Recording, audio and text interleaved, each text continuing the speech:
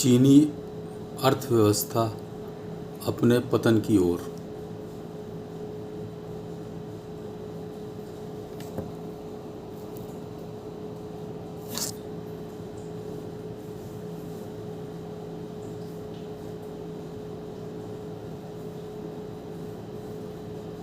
सभी भारतवासी दोस्तों को मेरा नमस्कार।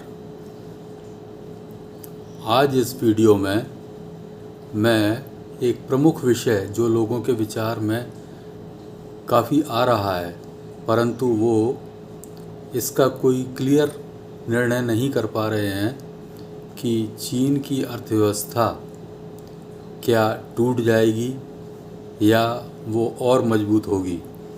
इस विषय पर आपके सामने अपने विचार रख रहा हूँ। चीन का उदय तो आप सभी हम लोगों ने देखा है कि पिछले 30 वर्ष में अमेरिका और यूरोपीय देशों के कारण ही ये विकसित हुआ है और तीव्र विश्व की सबसे तेज अर्थव्यवस्था के रूप में आज हमारे सामने है। आपने करीब 30 वर्ष पहले या 40 वर्ष पहले एकदम इलेक्ट्रॉनिक क्रांति के बारे में सुना होगा, जबकि सभी लोग वीसीआर के रूप में, टीवी के रूप में एक क्रांति का अनुभव कर रहे थे। साक्षात रूप में घर पर वीसीआर वगैरह से वो पिक्चरें कैसेट द्वारा रिकॉर्ड करके या रिकॉर्डेड कैसेट के द्वारा घर बैठे उसका आनंद लेते थे।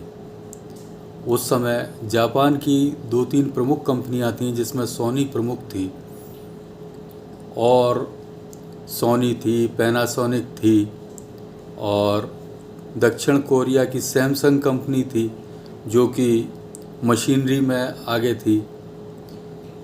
उसकी डिमांड में अचानक बहुत तेज़ी आई, परंतु वो उस डिमांड को, मांग को पूरे जो विश्व से उठ रही थी, सभी देशों से उठ रही थी, उसको पूरी नहीं कर पा रहे थे, क्योंकि उनके यहाँ इंफ्रास्ट्रक्चर अपने देश के हिसाब से था, थोड़ा बहुत एक्सपोर्ट के हिसाब से था, परंतु इस हिसाब से नहीं था कि वो पूरे विश्व को सप्लाई कर सकें। और अगर वो अपने यहाँ उन कारखानों को लगा के उनका उत्पादन बढ़ाते तो उनके यहाँ पर्याप्त मात्रा में प्रशिक्षित कर्मचारी या लेबर नहीं थी, और जो लेबर थी भी उस समय उनकी तनख्वाहें वगैरह बहुत ज़्यादा थीं। तो उत्पादन के प्रमुख कंपोनेंट में लेबर का भी समावेश होता है। जिन देशों में ये सस्ती होती है वहाँ उस वस्तु का मूल्य कम होता है, और जहाँ ये इसकी लेबर का मूल्य ज़्यादा होता है वहाँ ये सभी उत्पादित वस्तुएं बहुत महंगे में उत्पादित होती हैं। इस कारण से जापान ने, दक्षिण कोरिया ने ये सोचा कि हम कुछ यूनिट दूसरे देशों में लगाएं। तो उन्होंने सिंगापुर में भी लगाई, मलेशिया में भी लगाई, साथ साथ चाइना में भी ये सारी यूनिट्स लगाई, क्योंकि इन अविकसित अर्थव्यवस्थाओं में लेबर बहुत सस्ती थी और सबसे सस्ती चीन में थी। इसका लाभ उठाने के लिए उन्होंने अपना पूरे कारखाने पूरी टेक्नोलॉजी के साथ चीन में स्थापित किए। उसके बाद इसी सब को देखते हुए अमेरिका और यूरोप के जो बड़े प्रमुख इंडस्ट्रीज़ थीं या प्रमुख ब्रांडेड चीज़ें थीं, वो उन देशों में उत्पादन होने के कारण बहुत महंगे में मिल रही थी।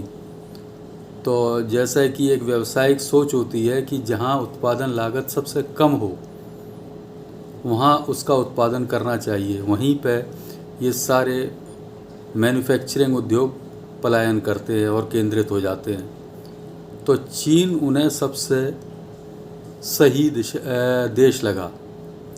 चीन ने चालाकी से अपने यहाँ सेज बनाए जो कि 100% एक्सपोर्ट यूनिट्स को अपने यहाँ अनुमति देने लगे।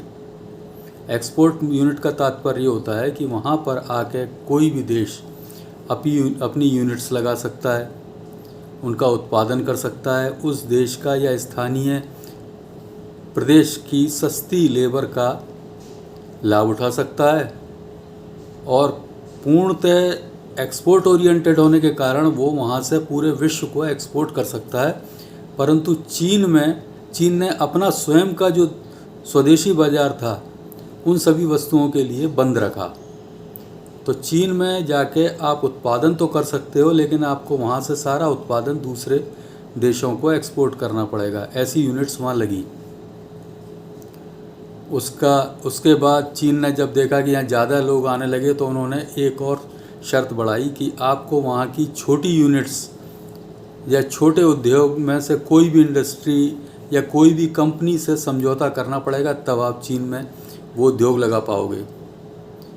उसके कारण ये सारी विदेशी कंपनियां यूरोप की हों, चाहे अमेरिका की हों या दक्षिण कोरिया की हों, ये सभी वहाँ के छोटी कंपनियों से टाई अप करने लगी। उसके कारण मैनेजमेंट में भी उनका अधिकार हो गया।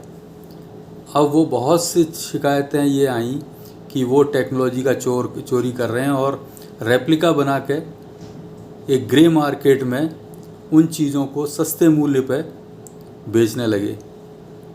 जैसे एप्पल अपना वहाँ पे मोबाइल फ़ोन का उत्पादन करता है, तो इनके यहाँ से टेक्नोलॉजी चुरा के उनके बहुत सारे उद्योगों में उसी की रेप्लिका बनने लगी, जो कि बहुत सस्ते मूल्य पे होती थी।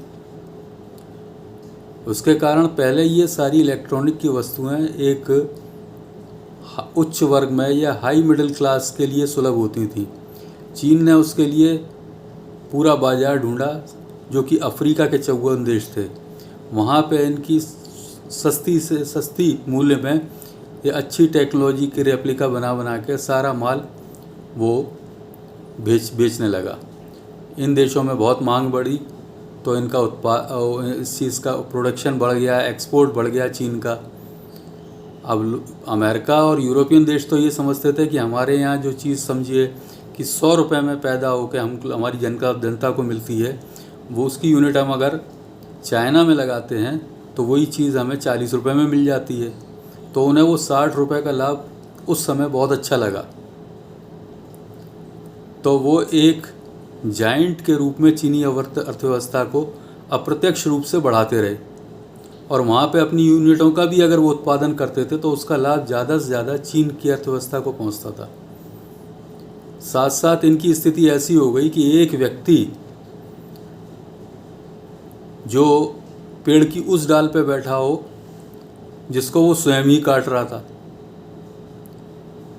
तो वो धीमे धीमे क्या हुआ, कटने के बाद उस व्यक्ति को तो गिरना ही था डाल सहित।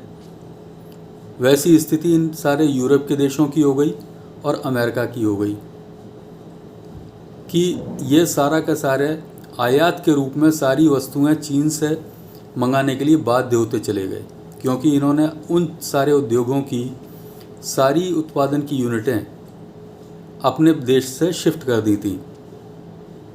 उसका प्रभाव ये हुआ कि इनके यहाँ अप्रत्यक्ष रूप से बेरोजगारी फैलने लगी। परंतु क्योंकि डॉलर की पोजीशन लगातार सुदृढ़ होती रही, सभी देश डॉलर के संग्रह में ज़्यादा लगे रहने लगे। इस कारण अमेरिका को वो अखरा नहीं, उसे डॉलर का मूल्य अधिक होने के कारण सारी उत्पादित चीज़ें और ज़्यादा सस्ते में मिलने लगी। अमेरिका इसी में बिज़ी हो गया। इस दौरान उन्होंने ये नहीं सोचा कि हमने अपने यहाँ से पूरी मैन्युफैक्चरिंग यूनिट ख़त्म कर दी, अब हमारी पब्लिक के लिए रोज़गार के साधन कम होंगे, उसको हम कैसे पूरा करेंगे। तो इसी कारण आज की डेट में स्थिति ये है कि सारा यूरोप, सारा अमेरिका, सारे बल्कि और पूरे विश्व के बाकी कंट्री भी, जहाँ जहाँ उन लोगों ने अगर अपना स्वदेशी उत्पादन भी कर रहे हैं तो वहाँ चीन माल डंप करने लगा। डंप का अर्थ ये है कि वो चीज़ जो आपके देश में उत्पादित हो रही है 100 रुपये की, वो चीन वहाँ पे लागत से भी कम मूल्य पर डंप करने लगा 50 और 60 में। तो वहाँ का व्यापारी भी अपने देश की वस्तुओं को बजाय लेके बेचने के उसे ये लाभ नज़र आने लगा कि चीनी वस्तुओं का आयात करो और उनको बेच के ठप्पा लगा के अपना खूब बेचो, खूब लाभ कमाओ। लिहाजा वहाँ के घरेलू उद्योग बिल्कुल बैठ गए। इसके बारे में प्रमुख उदाहरण आपको मिलेगा।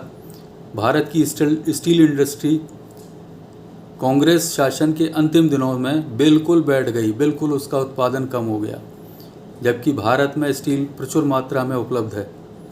परंतु क्योंकि चीन और यहीं से इंपोर्ट करता था कच्चा माल और उसको यहीं सस्ते में उत्पादित करके यहाँ पे सस्ते मूल्यों पे भारत के ही मार्केटों में डंप करता था, तो यहाँ की इंडस्ट्री पूरी बर्बाद हो गई। इसी तरीके से सारे देशों की अर्थव्यवस्था को उसने नुकसान पहुँचाया और मजबूरी में, क्योंकि वो सस्ते माल के आकर्षण के कारण सारे व्यापारी, सारा बिजनेस वर्ग चीन से ही माल मंगाता रहा, तो वो लगातार बढ़ती रही अर्थव्यवस्था। लेकिन इतना सब कुछ होने के बावजूद नकली माल बेचना, सस्ती क्वालिटी का, मतलब जब लोग ये कहने लगे कि चीनी माल ले लो सस्ते में, जब तक यूज़ है तब तक यूज़ करो, कब ख़राब हो जाए इसका कोई भरोसा नहीं है। चीन ने एक जो क्वालिटी वाला पॉइंट था उसको लूज़ कर दिया। चीनी माल बिका तो बहुत, लेकिन कभी भी क्वालिटी के रूप में स्थापित नहीं हो पाया। ये एक बात रही। फिर सारी चीन में भी वही स्थिति हो गई कि धीमे धीमे लेबर का मूल्य बढ़ने लगा। अब उन्होंने अपनी सारी आबादी को, जो कि पहले किसी काल में सारा काम कराते थे, उन्हें कुछ नहीं देते थे, केवल भरपेट खाने को देते थे, वो भी बड़ी मुश्किल से, अब उसको सारी चीज़ें उपलब्ध होने लगी। उसके कारण उनका भी स्तर बढ़ गया। लेकिन क्योंकि अर्थव्यवस्था का आकार इतना बड़ा हो गया कि उनका सरप्लस बहुत बढ़ने लगा एक्सपोर्ट इंपोर्ट में। उसको कहते हैं कि वहाँ से निर्यात बहुत ज़्यादा होने लगा और आयात वहाँ पे बहुत कम हो गया। जैसे आप ये समझ लीजिए कि 100 रुपये का निर्यात हो रहा है तो आयात वहाँ पे केवल 30 रुपये का हो रहा है, तो ये 70 रुपये लगातार उनके यहाँ जनरेट होता रहा। उसके कारण करीब करीब चीन का जो फॉरेन एक्सचेंज का रिज़र्व है वो भारत से करीब 5 गुना है और विश्व में सबसे ज़्यादा है। रूस के पास बहुत ना के बराबर है। बाकी जितने भी अर्थव्यवस्था हैं उन सभी का आयात बहुत ज़्यादा है, निर्यात बहुत कम है, तो वो सब माइनस में जा रही हैं। केवल चीन ही एक ऐसा देश था कि जो सबसे ज़्यादा फॉरेन रिज़र्व को संग्रहित करके आगे बढ़ रहा है। और उसके फॉरेन रिज़र्व का आकार आप इससे अंदाज़ा लगा सकते हो कि 3.3 या 3.25 बिलियन डॉलर का है, जो विश्व में सबसे बड़ा है।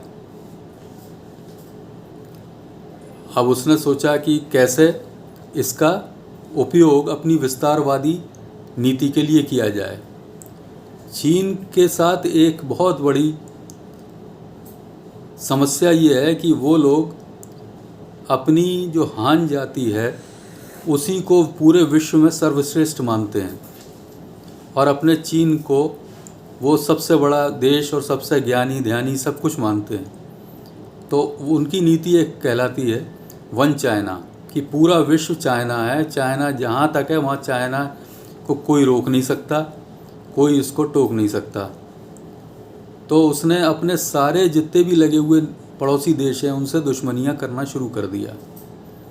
लिहाजा जितने उसके पड़ोसी देश हैं 17-18, उससे ज़्यादा लोग देशों से उसकी दुश्मनियाँ या कन्फ्रंटेशन होने लगा। हर एक से वो वही नीति करता है, उसको दबाव में लेने की कोशिश करता है, उसकी अर्थव्यवस्था में घुसने की कोशिश करता है और अर्थव्यवस्था में घुसकर उनकी सारी इंडस्ट्री को उजाड़ देता है। फिर उन्हीं के यहाँ नए नए प्रोजेक्ट को ऑफ़र करता है विकास के और उनको कर्जा देकर उनको अपने जाल में फंसा लेता है। स्थिति ये है कि जो वर्ल्ड की बड़ी बड़ी अर्थव्यवस्था को आकलन करने वाली एजेंसियाँ हैं, जैसे विश्व बैंक है और ये मूडीज़ वगैरह हैं, इनके पास भी कोई निश्चित आंकड़ा नहीं है चीन के बारे में कि वो ये बता सकें कि चीन इस तरीके से ऐसे ऐसे शर्तों के कारण इन देशों को बेवकूफ़ बना रहा है। इसके बारे में केवल अनुमान लगाए जा सकते हैं। आज स्थिति ये है कि करीब 150 से देशों के से ज़्यादा देशों को, जिसमें छोटे बड़े सभी हैं, सभी लोगों को अपने ऋण जाल में चीन फंसा चुका है। चीन का जो नीति थी उसके अनुसार उनका ये था कि इनको आर्थिक रूप से गुलाम बना लो, फिर इनको इनकी सारी जो भी मुख्य संपत्तियां हैं, प्रोजेक्ट हैं, उनका अधिग्रहण कर लो या लीज पे ले लो और उनको यूज़ करो। क्योंकि अगर वो आर्थिक रूप से इन लोगों देशों पे कब्जा कर लेता है तो इनसे सारी वो चीज़ें मनवा लेगा जो कि वो सामान्य स्थिति में नहीं करते हैं, और ये सब उसके गुलाम हो जाएंगे। इसी तरीके से पूरे विश्व पे उसका साम्राज्य हो जाएगा। तो पहला स्टेप उनका आर्थिक साम्राज्य स्थापित करने का है, उसके बाद आगे हो सकता है कि उनको गुलाम बनाने का हो, अपना चीन का पूरा विस्तारवादी नीति को पूरी तरीके से चलाने का हो। इस बारे में कोई आज की डेट में हम आकलन नहीं कर सकते। इसी क्रम में उन्होंने अपनी पूरे विश्व के सभी देशों को कवर करने के लिए और अपनी देश से सभी देशों को निर्यात होने लगे, इसके लिए एक बड़ी योजना बनाई, जिसको हम कह सकते हैं कि पूरे विश्व को जोड़ने के लिए उन्होंने एक सड़कों का जाल के रूप में वन बेल्ट रोड या BRI जिसे कहते हैं, वो उन्होंने विभिन्न देशों में बनाई। उसका आरंभ चीन से होता है। चीन के सारे जितने औद्योगिक क्षेत्रों से है, उसको कनेक्ट करने के लिए एक रास्ता उसने रूस के बीच में से सबसे पहले 5 मध्य एशियाई देशों को अपने कंट्रोल में लिया, ऋण जाल में लिया, जिसमें ताजिकिस्तान, कजाकिस्तान और उज्बेकिस्तान, किर्गिस्तान और तुर्कमेनिस्तान ये हैं। और इसके ज़रिए उसे ये रोड बनाते हुए अपने सीकियांग प्रांत से इटली और टर्की तक पहुंचने की थी, और यहाँ से वो पूरे यूरोप का मार्केट अपना केंद्र बना सकता था। यहाँ पर आराम से एक्सपोर्ट कर सकता था सड़क मार्ग के द्वारा। दूसरा इसी की ब्रांच उनने पाकिस्तान में होकर CPEC की योजना बनाई। आज की डेट में वो ईरान को भी लालच देके उनको अपने फेवर में ले चुका है, और धीमे धीमे वो पूरा सऊदी अरेबिया का एरिया कवर करना चाहता है। इस दौरान सारे देश उसके ऋण जाल में फंसते चले गए, क्योंकि उन्हें अपने देश के विकास का एक ऐसा सपना दिखाया गया कि वो एक विश्व स्तर की अपने लोगों को जीवन दे सकेंगे और सारी चीज़ें चमक दमक वाली होंगी। इस तरीके के साथ उन्होंने फंसा। केवल भारत ने उसका प्रतिरोध किया। भारत के प्रतिरोध करने के कारण चीन ने जो अपनी भारत को घेरने के लिए सी पर्ल योजना या पर्ल योजना के नाम से एक योजना बनाई थी, जिससे उसको भारत को घेरना था, जिसमें पाकिस्तान को अपने साथ लेना था और हिंद महासागर में भी अपने अड्डे बनाने थे। और उधर अफ्रीका में कीनिया और तंजानिया को तो उसने ऋण जाल में फंसा ही लिया, और उसके बाद श्रीलंका में हम्बनटोटा का उसने पोर्ट बना लिया, और वो बांग्लादेश में भी एक पोर्ट बनाने के में जा रहा था, जिसे भारत ने असफल कर दिया। तो इस तरीके से वो पूरा जाल फंसाना चाह रहा था, परंतु मोदी एक ऐसे अवरोध उसके पूरी सारी योजना के सामने हो गए कि मोदी ने भी उसके जवाब में अपने शपथ लेते ही अपने सारे पड़ोसी देशों को आमंत्रित किया और उन्हें फ्री ऑफ कॉस्ट वे सारी सुविधाएं दी जो कि भारतीय लोगों को प्राप्त थी। जैसे उन्हें आपदा में सारी सैटेलाइट से जो सूचनाएं होती हैं उन देशों को उपलब्ध करानी शुरू की, और बहुत सारी जितनी उनकी योजनाएं थीं उनमें उनको सहायता दी, जिसमें उसके प्रमुख देश जो हैं सहयोगी देश, उसमें एक अफ़गानिस्तान को भी उन्होंने शामिल किया। और उनके यहाँ जो मूलभूत आवश्यकता की जैसे सड़क है बिजली है, डैम है, इसमें सहयोग प्रारंभ किया। केवल पाकिस्तान उसमें शामिल नहीं हुआ। और नेपाल के लिए भी बहुत सारी उन्होंने योजनाएं दी, भूटान के लिए भी दी, और उधर क्या कहते हैं बांग्लादेश के लिए भी दी। अपना सबसे पहला जो घेरा है उसको मजबूत किया मोदी ने। उसमें रुकावट आई कि राजपक्षे ने, जो श्रीलंका के राष्ट्रपति हैं, उनने अंदर ही अंदर चीन से अपना हाथ बढ़ाया। परंतु जब अब जो द्वितीय जो उन्हें काल प्राप्त हुआ है उसमें वो समझ गए कि चीन ने हमें एक तरीके से आर्थिक रूप से गुलाम बना लिया। तो उन्होंने अपनी विदेश नीति को दो हिस्सों में डिवाइड कर दिया कि व्यापारिक रिश्ते तो भले ही वो पूरे विश्व के सभी देशों के साथ और चाइना के साथ रखेंगे, लेकिन सैन्य रिश्ते वो सोच समझ के, सारी परिस्थिति को देख के उसमें भारत को प्रेफरेंस देंगे। तो वो फिर से एक तरीके से भारत के समर्थन में आ गए हैं। बांग्लादेश में भारत के प्रमुख सहयोगी के रूप में हसीना मौजूद हैं। उनने भी चीन को सारी परियोजनाओं को वहाँ से एक करीब करीब बाहर कर दिया है। इसके बाद म्यांमार की स्थिति है। म्यांमार में सूकी, जो कि लोकतंत्र की बहुत समर्थक मानी जाती हैं, उनका बहुत बड़े बहुमत से जीतने के बावजूद उनको सेना जो है पचा नहीं पा रही थी, और उनकी भी कुछ नीतियाँ, उनका झुकाव भी चीन की तरफ हो चला था, और सेना किसी भी तरीके से पूरे देश को अपने कंट्रोल में लेना चाहती थी। तो उसने एकदम कू कर दिया इनके खिलाफ़ और इनको जेल में बंद करके सारी सत्ता, सारी पावर अपने अंडर में ले ली। उसके बाद सेना का ये प्लान था कि यहाँ पे अपने आप को स्थापित करना और चीन का सहयोग लेना। तो इसमें उन्होंने कुछ जो नियम लागू किए कि आपको इंटरनेट वहाँ पे बंद कर दिया, और जो भी वहाँ का नागरिक होगा वो एक नियम के अंतर्गत क्या कहते हैं बात करेगा, और उसको उस पर सारा कंट्रोल सेना का होगा। लेकिन इसके सारे इक्विपमेंट जो थे वो चीन से उन्होंने लेने चाहे। लेकिन जैसे ही ये योजना पब्लिक को समझ में आ गई, पब्लिक एकदम घोर विरोध में उतर आई सड़कों पर। वो पहले से भी उतरी हुई थी, क्योंकि वो लोकतंत्र के समर्थक थे, और ये समझते हुए कि चीन इसके पीछे है, वो बुरी तरीके से चीन के विरुद्ध वहाँ पे माहौल हो गया। सेना भी स्तब्ध रह गई, उसे अपने कदम रोकने पड़े। आज स्थिति ये है कि पूरा वहाँ का नागरिक, एक नागरिक चीन के विरोध में है, और स्थिति ये है कि चीन से कोई भी आदमी घुसेगा तो सेना को ये कहने के लिए मजबूर होना पड़ा कि हम उसको गोली मार देंगे। लिहाजा वहाँ से भी चीन जो है बाहर हो गया। म्यांमार के थ्रू भी वो बंगाल की खाड़ी में अपना पोर्ट वोर्ट बना के अपना प्रवेश करना चाहता था, वहाँ पे रोड होकर निकालना चाहता था, परंतु इसमें भी वो असफल हो गया। इस तरीके से, और मालदीव में जो अरब सागर में है उसकी प्रेजेंस अपनी बनाना चाहता था, उसने मालदीव को करीब करीब फंसा लिया था ऋण जाल में।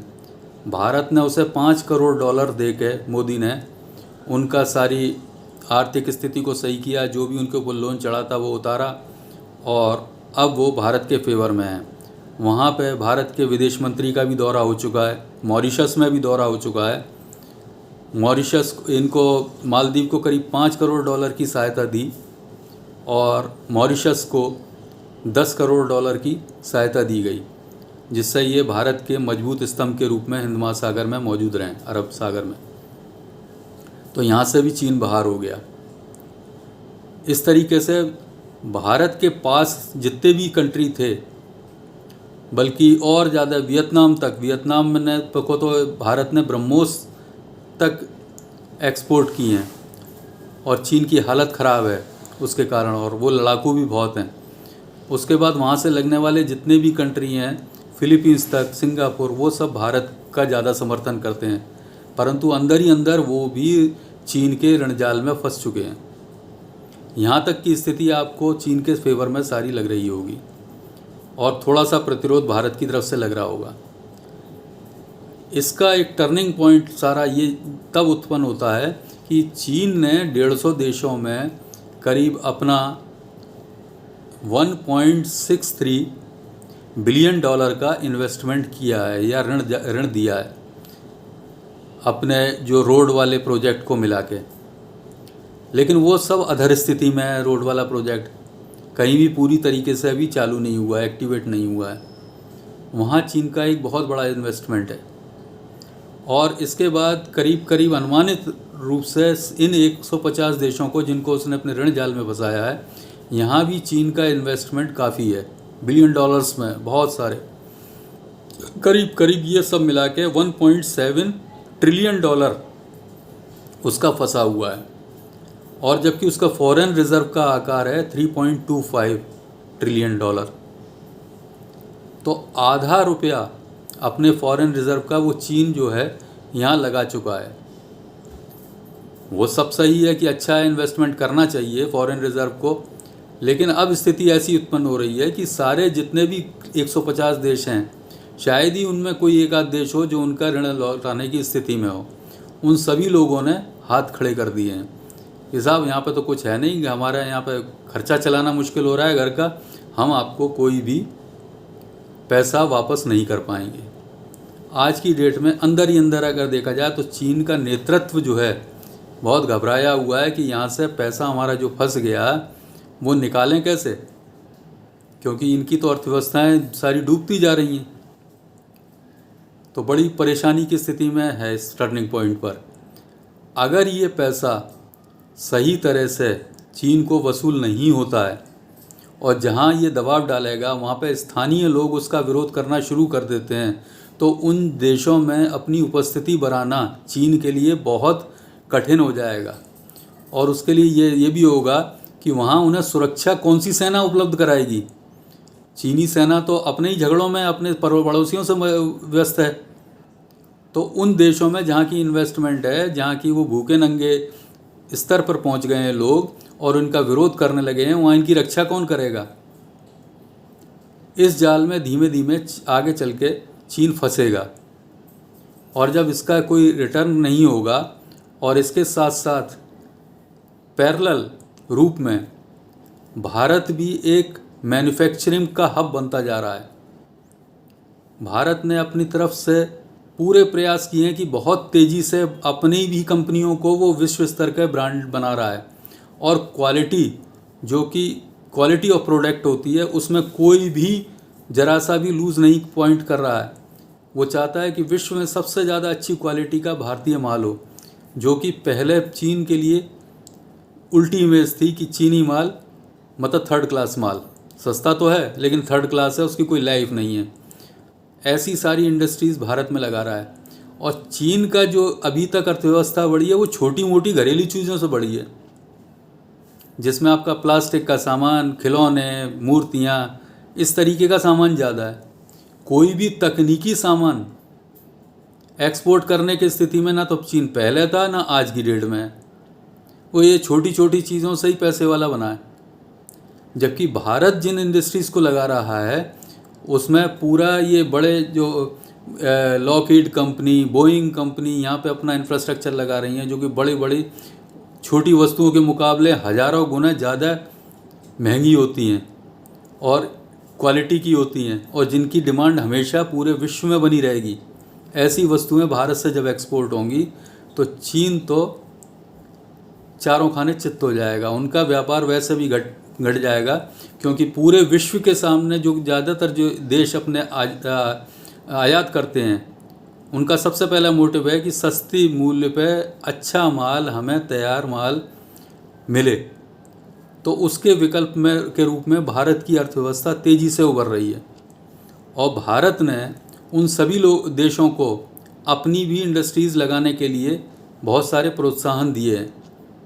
यहाँ तक कि फ्री ज़मीन देना, कुछ उद्योगों में जो कि बहुत महत्वपूर्ण हैं उन्हें तो $1 बिलियन की सहायता इंसेंटिव के रूप में दे रहे हैं, सब्सिडी के रूप में दे रहे हैं अगर वो भारत में अपनी इंडस्ट्रीज़ लगाते हैं।